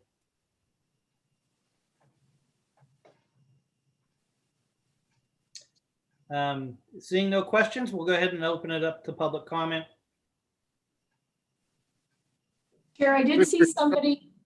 Oh, I'm sorry, Mr. Chairman, I would make a motion that we approve and authorize to sign the letter for the extension. Okay, we do have a motion on the table. I'll second that. And a second. Kylie, is there any public comment before we move forward? Yes, give me one moment. Linda, you are on. Yes, I would just like to know if the public's gonna have documents that we can research in regards to this issue. That's what we're requesting with this letter. Okay, and then you'll notify the public when you do get those documents. Yeah, hopefully they'll be provided. Thank you. You're welcome. Kylie? Yes, Linda Crockett, you are on. You just need to unmute your mic. Oh, there we go. Okay, so Boy, Linda. it's Rob. I'm sorry. It's Rob Miller at Del Norte County Farm Bureau. We are writing and sending today a letter also for the extending the comment period, because based upon our experience with the water resources, not water quality, water resources, it might very well take quite a long period of time to review their information and show them that some or all or a portion of what they've come upon is incorrect, because it took us a very long period of time to finally get water resources to agree that Del Norte County was not a high or medium groundwater extraction area, and we should not have to go through the massive work of Sigma and all that kind of good stuff and put monitoring on every single well in the county. So we're requesting 60 to 120 days from the Farm Bureau. Thank you, Mr. Miller. All right. Any further public comment, Kylie? I'm not seeing any further public comment at this time, Chair. Staff, Heidi or Taylor, would you like to add anything to this before we take a vote? I don't have any, this is Heidi. I don't have anything to add, but I just wanted to clarify, unless I missed it. The extension period, it has 30 days in the letter. Did you say did the board make a recommendation on a greater period, just as Rob from the Farm Bureau is looking at a greater Yes. period? That was not yet discussed, but Heidi, you're 100% correct. We do Yeah, need I the time to review that data. I apologize, because I did mean to make that in my motion that we make the extension at least 90 days. Okay, we do have an amended motion for at least a 90-day period. I will Darren, second that. Okay, very good. Yes. Thank you. All right, Kylie, can you please pull the vote? Supervisor Berkowitz, Yes. Supervisor Starkey, Yes. Supervisor Short, Yes. Supervisor Hemmingson, Yes. Chair Howard. Yes. All right, I'd like to back up to our last item, the moment that you've all been waiting for as new supervisors, which is to receive brief reports or announcements relative to the County Board of Del Norte programs, projects, progress on 2x2 committees, goals committees, or other board travel and reports. Supervisors, especially new supervisors. Darren, let's hear from you first. Thank you, Chair Howard. I obviously don't have any reports, but I just wanted to say that I very much look forward to working with you all. I respect you all, and I think we're going to do great things for the people of the county. Very good. Thank you. Supervisor Starkey, please. All right, I'm sorry, and I'm going to talk super fast, but I do have quite a few things. First and foremost, I want to acknowledge former Supervisor Lori Cowan. She ran a very solid campaign, and she should be very proud of herself. And I appreciate Supervisor Cowan's commitment to our community over the past 4 years. This report out that I'm going to do covers the day of the election until today. I virtually attended the Planning Commission meetings. I met with Adam Trask, who was appointed by Supervisor Cowan, and just talked to him a little bit more about his interest in continuing. I am a member of the Emergency Food Task Force, working with Amanda Hickson, the program food director. And over the holidays, the Community Food Council and the Del Norte Tribal Lands distributed over 500 boxes of food. This effort was funded by the Wild Rivers Foundation, and I want to recognize Carrie Mosley for coordinating that funding. I met for several hours with CAOJ Serena. He spent a great deal of time with me going over general information. Jay takes every single phone call, answers every email, and has been extremely helpful with this transition into very unfamiliar territory with me. I attended virtually the CSAC conference, which is the California State Association of Counties. There I received my harassment prevention training and understanding ethics training. I had a telephone call with Senator McGuire. I had sent Senator McGuire a text asking how he prioritized his goals and for his first term as a Sonoma County supervisor. That's where I first met Senator McGuire. And he called me back and we spent about 45 minutes identifying the goals which were important to me and the community. And then he began to connect me with individuals and organizations so that I could begin to meet those goals. I spoke at a Girl Scouts meeting about what it means to be a philanthropist. Troop number 90026, led by Ashley Kootman, asked me to speak at their meeting. We came up with all sorts of ways that they could, as young ladies, become philanthropists, and they decided to donate their gently used coats for the Bi-Coastal Media's Coats for Kids program. I virtually attended all the city council meetings. I've been watching those for several years, but lately I've been paying more attention to see how we can strengthen our ties between the county and the city. I want to congratulate the newly elected council members, but also recognize outgoing council members Heidi Keim and Alex Fallman for their tireless efforts in working for the betterment of our community. I virtually attended the new Supervisors Institute with Supervisor Short. I had a telephone call with Congressman Huffman. He's been very welcoming and providing me with information on how to get a hold of him and his staff. I virtually attended a Cal OSHA training. It was a training organized by the City Parks and Recreation Director, Holly Wendt, who I want to recognize as being a complete rock star during this pandemic and making sure the community is aware of how businesses can stay open.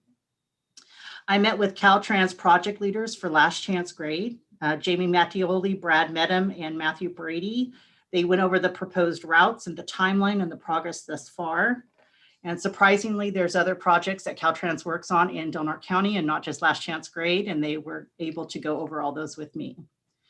I met with Kimmy Scott of the Office of Emergency Services. She spent several hours with Supervisor Short and I going over EOS and the various programs that they spearhead. She encouraged me and Supervisor Short and all the supervisors to become CERT trained, which I'm gladly going to participate during the next training. I briefly met with Heidi Kunstl and Taylor Carsley of the CDD. I attended the Democratic Central Committee meeting. Assemblyman Larry Ting, who is an Assembly Budget Committee chair, went over this next fiscal year's budget and explained what some of the obstacles might be facing us. I had a telephone call with Larry Kunst of the Executive Director of the North Coast EMS. He provided me with an overview of the EMS region and the multi-county agencies. Of course, I attended the ceremony being sworn in. The ceremony was short and sweet and socially distant. And I was really honored that all 5 board members were present. I want to thank Judge McElfresh for delivering the oath, but I also want to thank Judge Cochran for attending the ceremony. I met with Sheriff Apperson. I'm a huge fan of the sheriff and his leadership style, and there should really be no doubt that Sheriff Apperson has this community and his staff's best interest in mind. I emailed back and forth with Daphne Lambert at Mission Possible, and she came up with ways in which I can get involved with her program and support that. I virtually attended Senator McGuire's and Congressman Huffman's town hall meetings. I had a telephone call with Assemblyman Woods. Assemblyman Woods wanted to do a Zoom meeting to meet me face-to-face and introduce me to his district representative, Aaron Dunn. He explained some current legislation which piqued my interest as it pertains to broadband and getting rural communities better equipped for future needs. I met with Aaron Goodwin, the Department Head of Child Support Services, and went over his program. And I am also going to just encourage all department heads to reach out to me if they'd like to meet with me, just to give me an overview of your program. And last but not least, I received many phone calls from constituents with ideas on how I can spend my time and the projects they would like to have addressed. And I encourage all District 2 residents to reach out to me and let me know your thoughts and ideas on things that we can tackle together. I tried to talk fast and I'm really sorry. Thank you, Supervisor Starkey. That's a wonderful report. Supervisor Hemmingson. Yes, thank you. We haven't reported out for a while, so we go back a ways. I did attend the CSAC virtual meeting, which had good points and bad points. I wasn't overly impressed with it, but the nice thing about having it virtually is you didn't have to ration your time as far as what meetings you could go to. You could virtually go to all of the panel meetings. So that was a good part, but I really didn't like the format. I wasn't really happy with it. Anyway, I had a COVID test that came out negative. I had no less than 5 RCRC executive and board of directors meetings, and those are not short meetings. I did a city county public announcement. I attended a preliminary last chance grade meeting before it went to the public forum that Senator McGuire put on. Although I was not able to attend, Supervisor Cowan took my place, and I appreciate her efforts there. I attended the special Board of Supervisors meeting. I did a virtual naloxone training that was put on, having to do with opioid overdoses. So I'm trained in that and got my little kit. Certainly had a nice Thanksgiving with family while socially distancing and no hugs. So that's a little disappointing also. I've done a couple of different agenda reviews as well as the agenda review for this meeting. Had a local transportation commission meeting, had a North Deal meeting, a Board of Equalization meeting, Golden State Natural Resources meeting, which is part of RCRC. Had another Board of Supervisors meeting. Had a risk assessment management plan meeting, which has to do with Dungeness crab. Had a North Coast Resource Partnership meeting where Judy Morris, Supervisor Morris from Trinity County retired. And so we'll be replacing her. I did have a meeting with Sheriff Apperson. I did a public service announcement for the school district. I did go to a last chance grade stakeholders meeting, at a future facilities meeting, and I did go to the swearing in ceremonies. And congratulations again, Supervisor Starkey and Supervisor Short. Welcome. Really look forward to working with both of you in the future. Thank you very much. Vice Chair Berkowitz. Thank you, Mr. Chairman. By the way, I do want to welcome Supervisor Starkey and Supervisor Short. It is nice to see some new people here, and new faces, new ideas. So thank you all for running, and thank you all for being elected. In November, I attended the emergency meeting of Crescent City, Delaware County Chamber of Commerce. This was due to a lack of a quorum at the previous meeting of the Chamber of Commerce. Since our last meeting, I met with the new executive director of the Addie Meadham House. That's the senior living facility right here in Crescent City. In November, I chaired the meeting of the LAFCO, where we honored Supervisor Gitlin for his years of service. By the way, I'm going to quit doing, shall we say, acronyms. So for LAFCO, it is Local Agency Formation Commission. All right, so, and I would urge everybody to quit using acronyms until our new supervisors are acclimated to the job. I also attended the CSAC virtual meeting, and I agree with Supervisor Hemmingson that there just wasn't much there. We also passed a resolution funding insufficient protest and confirming the ordering of the Hunter Valley Community Services District Park and Recreation latent powers activation, meaning that Hunter Valley will be coming for you for approval from LAFCO. For those that you might have missed it, the last chance grade town hall annual progress update was presented in November, hosted by Senator McGuire, Assemblyman Wood, and Caltrans. It was the first time the annual event was presented via Zoom. Mayor Inscore represented the city, and I represented the county. Jamie Montoli, the Caltrans project manager, reported there are many challenges to the rerouting of last chance grade, like soil stability, landslides, groundwater problems, all of it which will have to be overcome. Another risk that we have to have mitigated is the risk of litigation. And let me see. And that's my report, Mr. Chairman.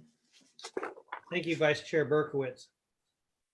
All right, it's been a busy several weeks over the holiday. Obviously, as supervisors, you'll see that there are no holidays for supervisors. You're on call 24/7.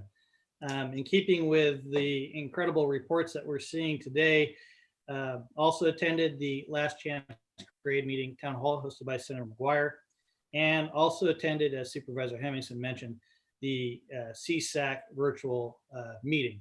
The content was weak. They're still fine tuning, in this case, many of the items to do virtual meetings. Hopefully there'll be some improvement going forward this year.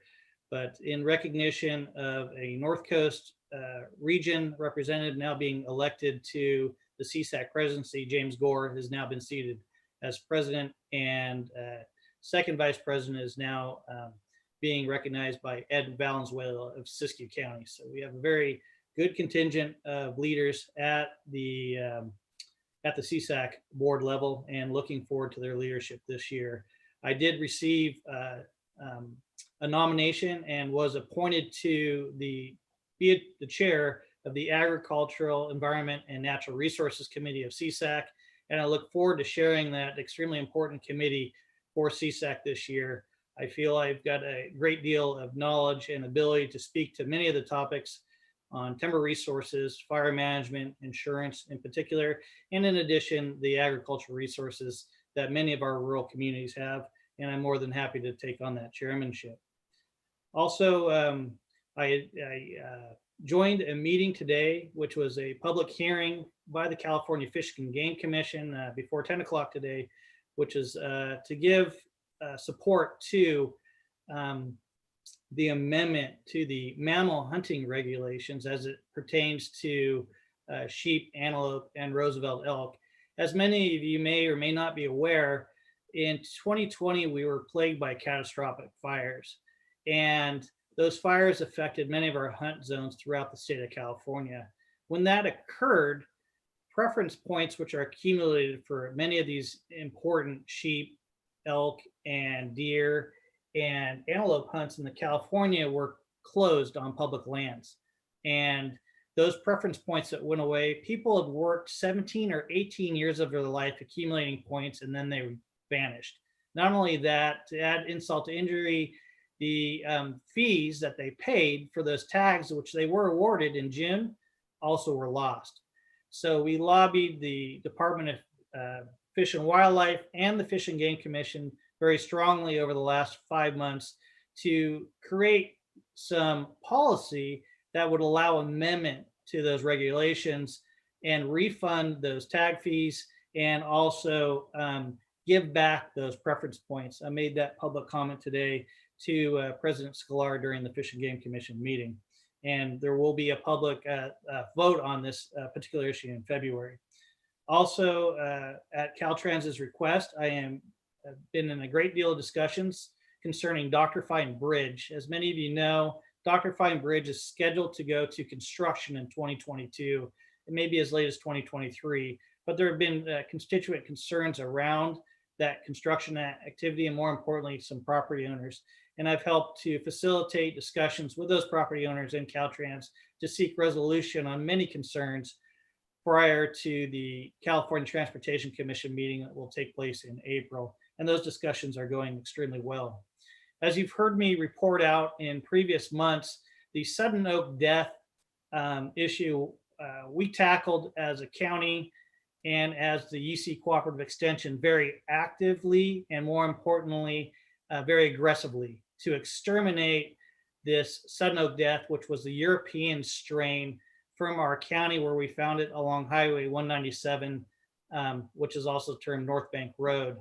We worked with Caltrans, the UC Cooperative Extension, the CAL FIRE, and many other agencies to get these trees removed from not only the right of way of the state of California, but also from Green Diamond Resource lands.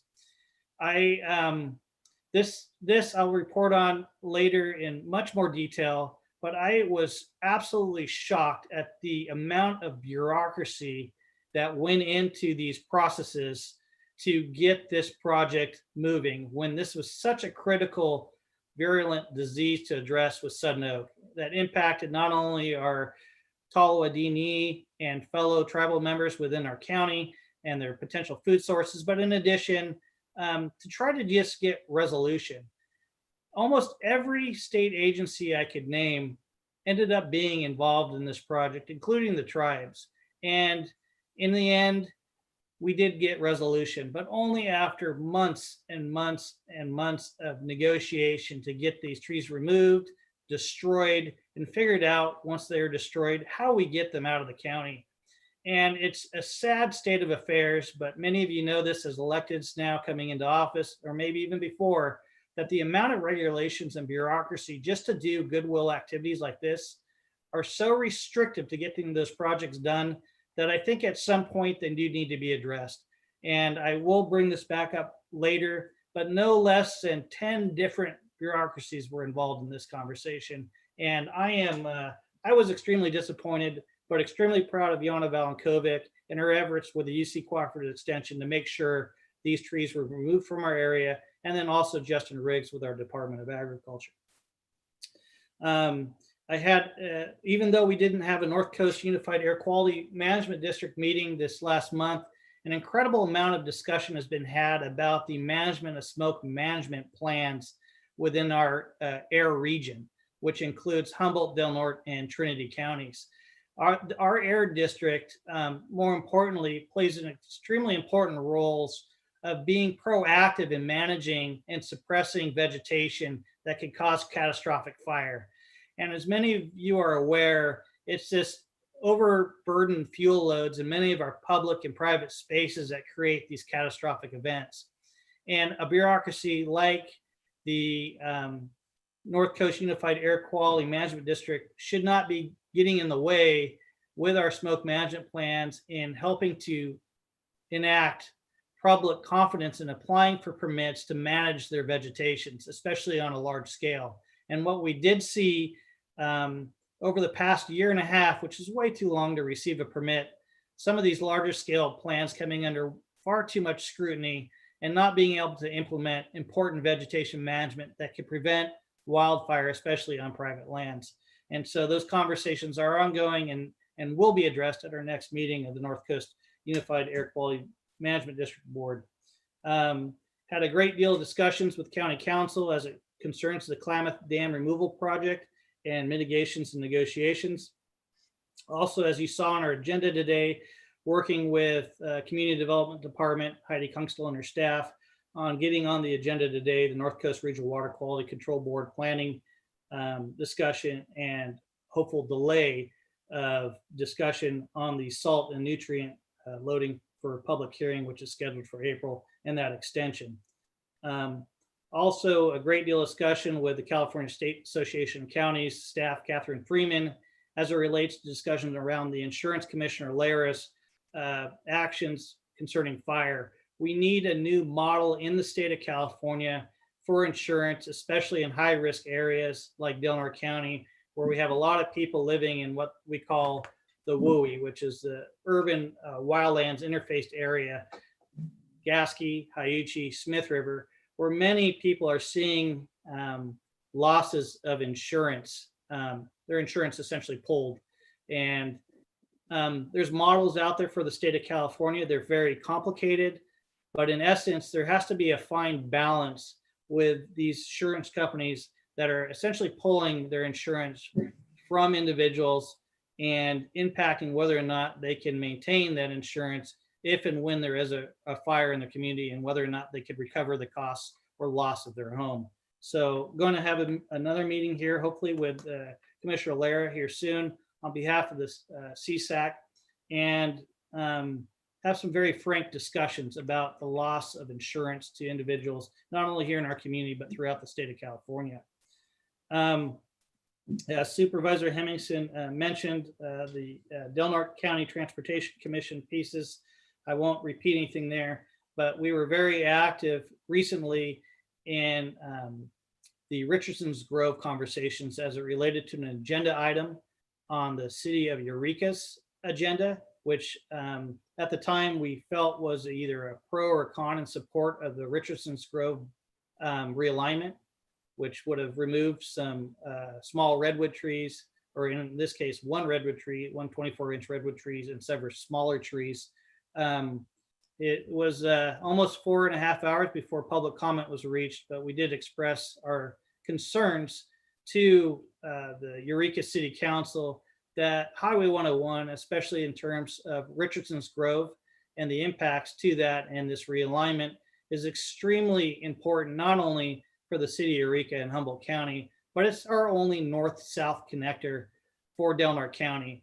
And so when they do make considerations, and especially to either support or not support this project in Richardson's Grove, we want our entire region's voice to be heard, and especially Del Norte counties.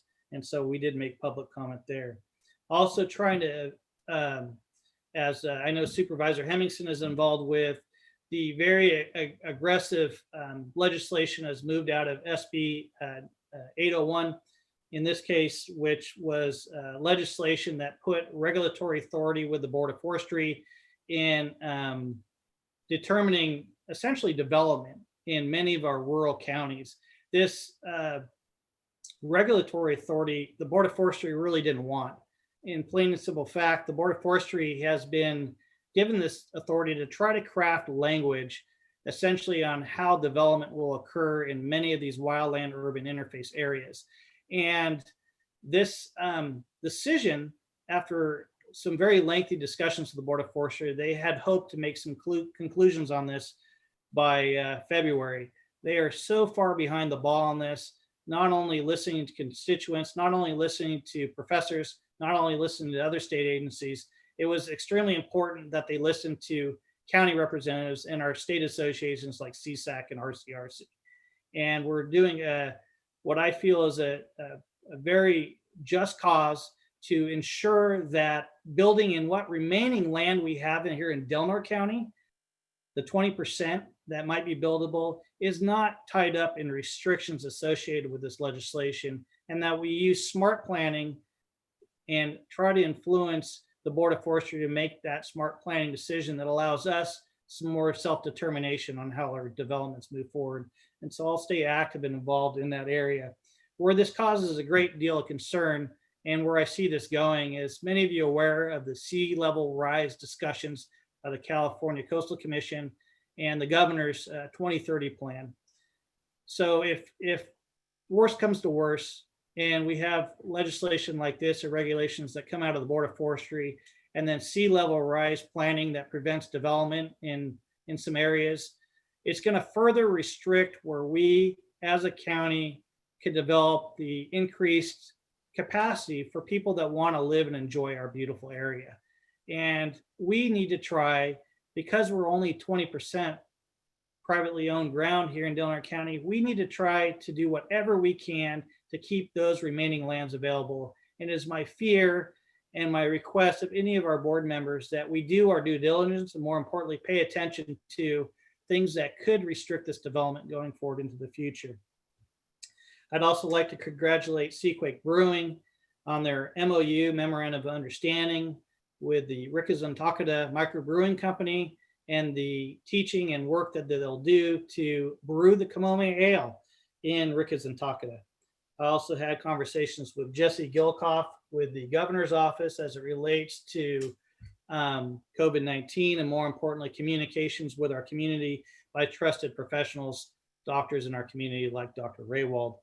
And in addition, Supervisor Hemmingson mentioned, I did attend the North Coast Resource Partnership meeting and want to congratulate Judy Morris for such a great amount of service to not only Trinity County, but as chair of the North Coast Resource Partnership. And also really appreciate Supervisor Starkey and Supervisor Short and viewing the swearing in ceremonies. It was a pleasure to watch this and really look forward to seeing what you could do to help with this public service. I will close and then I'll recognize Supervisor Hemmingson.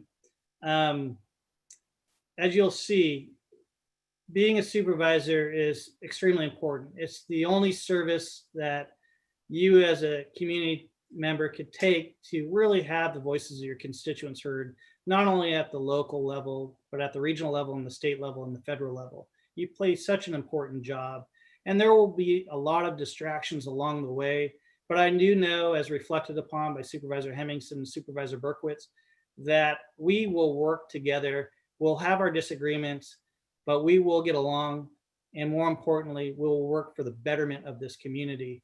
And I so look forward to working with both of you as we move forward through 2021, and appreciate your support and confidence that I'll do well as chairman of the Del Norte County Board of Supervisors. Supervisor Hemmingson, I will take a breath and let you speak before we close the meeting. Thank you. I was running out of breath just because you were running out of breath. Congratulations on your chairmanship, as well as Supervisor Berkowitz, Vice Chair. I just did want to make a notification or a public notice that there is currently a slide on 101 at Last Chance Grade. They have one-way controlled traffic at this point. Not that that's anything new, but they are monitoring that slide. It is still active. And there will be a closure next week, starting Sunday, and that will be from 8 p.m. to 6 a.m. There will be times when they'll open it during the closure, but they won't be scheduled. So just for the public to be aware of that. Thank you. Thank you. Appreciate that update, Supervisor. Okay, with that, we'll go ahead and adjourn the meeting. Congratulations again. Look forward to working with you in 2021. Take care, everyone.